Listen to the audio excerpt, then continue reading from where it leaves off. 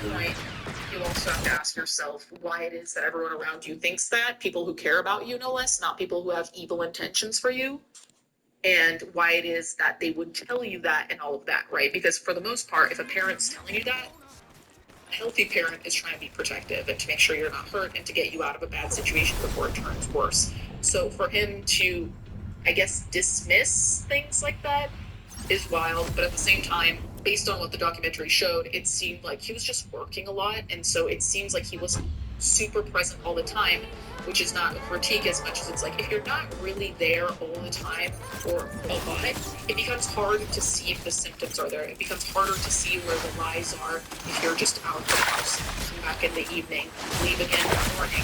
That's a limited amount of alcohol because she could have had morning sickness if you weren't there for it, so that's a significant account for she, there are all these things. So to some extent, I understand. Also, mind you, I believe they'd been together for 13 weeks, like 3 months-ish when all of this happened. So the pregnancy started, right? So they really did not know each other well, which is another part of all of this that is concerning to me because people can do whatever they want, blah, blah, blah, but also you have to know someone isn't mentally well if you've only known them for 3 months. No one supposedly is taking the precautions. I don't know what the intimacy situation was, but precautions were not taken, and that's how she ended up pregnant. You cannot do that. I mean, I don't think it's responsible to do that 3 months in with someone that you literally only know for those 13 weeks or whatever the case may be, and then decide to start family that way. Because first of all, I think for your own emotions, that seems really messy, though everyone has different timelines, so do what you want. However, I will say, I don't think it's fair for a child. There are so many relationships that seem really stable that have been built on years of dedication and commitment that still flop. I think you need to try and give your kid the best chance of having a good household because amidst all these conversations of pro-life, food choice, and all of that, this isn't so much about those things as much as what I'm saying is, yeah, you can have the kid, but having the kid is just the first detail compared to everything else that's going to happen. I think a lot of people like to forget or ignore the reality that, this is going to be grim because it's me, the people who become school shooters and murderers and just overall fucked up, even just shitty people in the lowest degree, a lot of the times it's because their family wasn't as strong as it could have been, and some things are out of your control, right? Your parents end up getting divorced, okay, that can be out of their control. Things fall apart, that can be out of your control.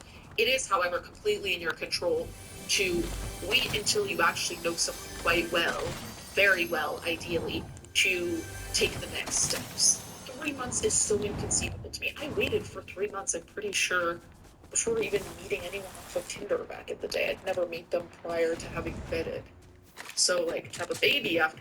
Anyway, just saying. Oh, also, a quick other side note about why her boyfriend, Wade, didn't know or potentially didn't know was due to COVID, because this happened during COVID.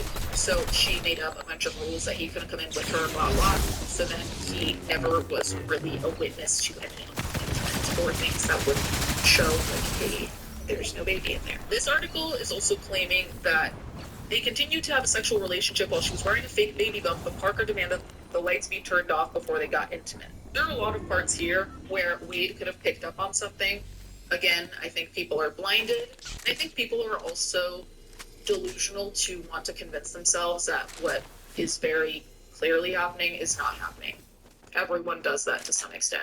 Like girls who have ain't shit boyfriends and just pretend they're great until one day they wake up and they're like, oh, it happens to the best of us. So apparently her mom also knew the truth. It says, Parker's mother, Shona Pryor, offered some of the trial's most revealing testimony, but she was also missing from the documentary.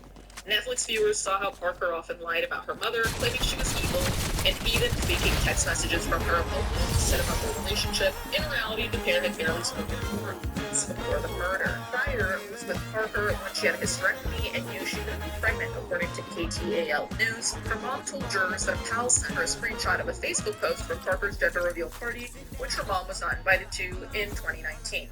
So I sent it to Taylor and said, what am I supposed to tell my girlfriends telling me I'm going to be a grandmother again? Pryor told the court.